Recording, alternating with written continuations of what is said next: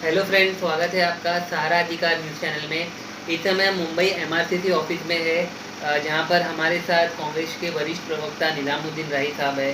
Mumbai city में अचानक lockdown लगा दिया गया है, जबकि हमारे माननीय सीएम उद्धव ठाकरे जी ने अपने ट्विटर पेज पर ट्वीट किया था कि वीकेंड लॉकडाउन होगा।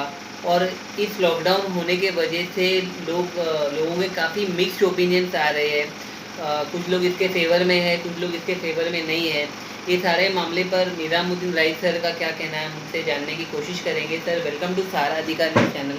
ये जो आज का जो लॉकडाउन अचानक लागू किया गया है, इसके ऊपर आपकी क्या प्रतिक्रिया है? सुबह मैं जब भी घर से आया नीचे तो मैंने भी देखा कि दुकानें जबरन बंद कराई जा रही। ये ठीक बात नहीं है, क्योंकि शासन ने जो निर्णय लिया था उसमें उनके जो सर्कुलर हैं, जीआर हैं, उसमें उन्होंने ये कहा था कि जैसे लोकल चीज़ें रोज़ खुली हैं और दिन में धारा 144 लगी रहेगी और रात को जो है एक तरह का कर्फ्यू होगा। तो रात का तो समझ में आता है कि अगर दुकानें बंद रहें और लोग रोड पर ना आए, वो तो बात समझ में आती है। लेकिन जब आपने दिन में धारा 144 लगाई है और उसके बावजूद लोग अपनी दुकान या ज़रूरत की चीज़ों के लिए खोल रहे हैं या उन पर लोग जा रहे हैं, तो उन्हें आप बंद कैसे कर सकते हैं?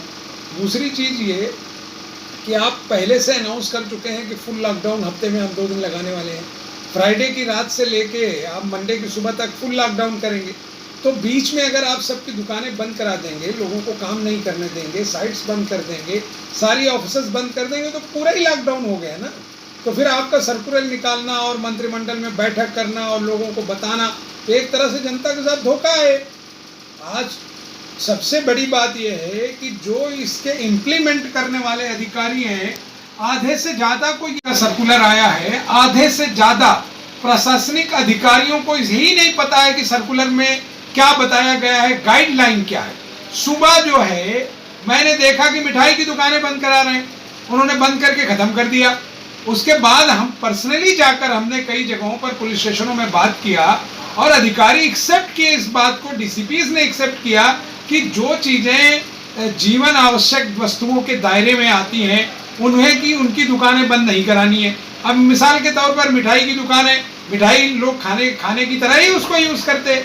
अब उनके यहाँ फरसान का लाइसेंस है, उनके पास बेकरी का लाइसेंस है, उनके पास इस तरह के जो कैटरी आइटम्स हैं उसके लाइसेंस सरकार ने दे रखे हैं और वो आपके जीआर में ऑलरेडी आया नहीं है। उसके बावजूद भी इस तरह से अगर अधिकारी करते हैं तो बड़े अधिकारियों से मेरा निवेदन है कि कम से कम वो जो ये इम्प्लीमेंट करा रहे हैं और जबरदस्ती जाके बंद कराते हैं, उन्हें अपने सर्कुलर की पूरी जानकारी, उनको अच्छी तरीके से ट्रेनिंग दे के भेजें, जिससे जनता और उनके बीच में किसी तरह की बातें ऐसी नहीं पैदा हों जो माहौल को खराब करें।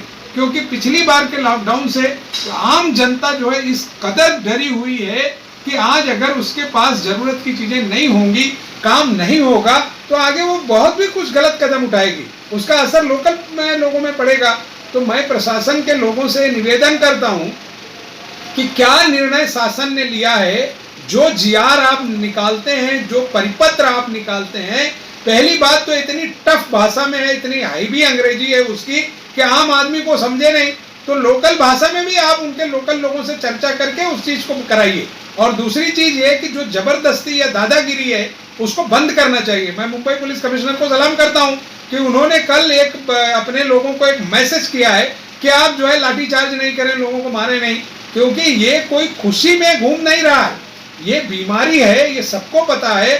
शासन को सहयोग करने के लिए तैयार है, लेकिन ये महाविकास अघाड़ी की सरकार है। कई नेता इस लॉकडाउन के विरुद्ध हैं, कई इसके फेवर में हैं, लेकिन हमें एक समाज को जो मैसेज देना है वो इस तरह से देना है कि किसी का कहीं से विरोध नहीं हो और जो गरीब आदमी है उसके लिए पहले व्यवस्था करो। आज जिसके आप जहां से लोकल छोटे मोटे सामान मिलता था या उनको काम था, अभी वो काम बंद हो गया, रोज उसको 50 रुपए 100 रुपए मिलने वाला था, अगर उसका काम बंद हो जाए खाना कहां से लेगा? पहले बीएमसी उन तमाम चीजों की तैयारी कर ले कि गरीब लोगों को भोजन कहां से देगी। अगर उनके काम आप बंद कर देंगे, उनका ऑफिस जाना आप बंद कर देंगे, तो उनके लिए व्यवस्था क्या है आपकी? अगर शासन व्यवस्था नहीं करती तो इस तरह का, तो ये एक अन्याय है, क्योंकि आपने शपथ लिया है सरकार चलाने के लिए कि गरीब जनता का मुझे ध्यान रखना होगा। अस्पतालों के हालत आपने पिछली बार देखा, इस बार भी अभी बहुत सारी अव्यवस्थाएं हैं, खास करके पुलिस और बीएमसी का तालमेल नहीं है। तो कम से कम जो अधिकारी ये चीजें देख रहे हैं, वार्ड अफसर हों, पुलिस थानों के डीसीपीज हों या अधिकारी जो दूसरे हैं, वो तालमेल बनाकर और हर इलाके में कहीं ना कहीं संगठन काम करते हैं। अब अगर आपको किसी संगठन की दुकान बंद करानी है तो उनके पदाधिकारियों से भी चर्चा करो। डायरेक्ट पुलिस भेजकर सवेरे शटर डाउन कर देना, बेइज्जत करना, दुकानदार को बाहर निकाल लेना, ये सब ठीक नहीं है, क्योंकि हम कोई लड़ाई लड़ने नहीं जा रहे हैं। हम एक ऐसी सामाजिक सौहार्द कायम करना चाहते हैं कि इस भयंकर महामारी से लड़ने में हर आदमी मुझे मोहब्बत के साथ कैसे सहयोग करेगा, उस पर काम करने की आवश्यकता है। ये सरकार कोई डिक्टेटरशिप नहीं लाई है आपके लिए। सरकार ने अगर कोई नियम कानून बनाए हैं तो जनता को उसके साथ मिलकर करना होगा, और जो अधिकारी इस तरह की चीज कर रहे हैं हम सभी उसके लिए संज्ञान ले रहे हैं, और तमाम लोगों की जो शिकायतें आएंगी हम हायर अथॉरिटीज को भेजने के लिए तैयार बैठे हैं। अगर पुलिस विभाग का होगा तो पुलिस कमिश्नर को भेजेंगे, बीएमसी की ओर से गड़बड़ होगी तो हम उनके जो म्युनिसिपल कमिश्नर को भेजेंगे। शासन में जो हमारे प्रतिनिधि बैठे हैं सबसे संपर्क रहेगा, और इस तरह की जो बदमाशियां हैं वो हम चलने नहीं देंगे। धन्यवाद। सर, राज्य सरकार के ओर से तमाम धार्मिक के जो स्थल है वो बंद किए गए, चाहे वो मस्जिद हो, चाहे वो मंदिर हो, चाहे वो चर्चेज हो। मुसलमान नमाज के लिए उनको जाने के लिए प्रॉब्लम हो रही है, हिंदू टेम्पल्स में नहीं जा सकते और क्रिश्चियन अपने चर्च में नहीं जा सकते। इस मुद्दे पर आपकी क्या प्रतिक्रिया है, क्या ऐसा होना चाहिए? देखिए, ये दुख की बात है कि हम अपने धार्मिक चीज़ों को, जो हमारे सिस्टम है कि धार्मिक फरीज़ा हमको करना चाहिए, धार्मिक चीज़ों को फॉलो करना चाहिए, हम उसको नहीं कर पा रहे हैं। हम हिंदुस्तान एक ऐसा देश है जहाँ धर्म की बड़ी महत्व है, चाहे वो हिंदू धर्म हो, क्रिश्चियन हो, सिख हो, पारसी हो, क्योंकि जब हम दुनिया में किसी चीज़ से तकलीफ में आते हैं तो हम अपने रब की ओर, ईश्वर की ओर, गॉड की ओर, भगवान की ओर ही जाते हैं।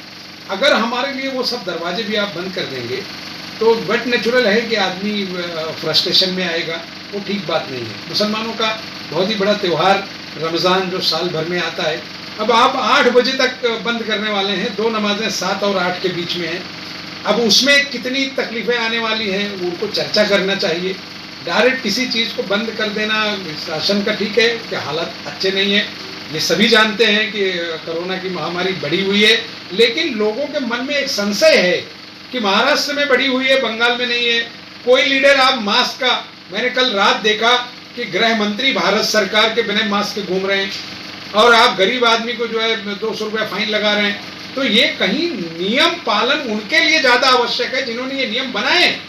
भारत सरकार के गृह मंत्री को तत्काल प्रभाव से फाइन करना चाहिए और उनको बताना चाहिए कि आपने ये गलत काम किया, आपने गलत किया तो इसका मैसेज गलत जाएगा। आप उनको अगर चालान करते और उनका 200 रुपये का चालान कटता तो देश का गरीब आदमी डर के मारे जो मास्क नहीं लगाता वो जरूर लगाता।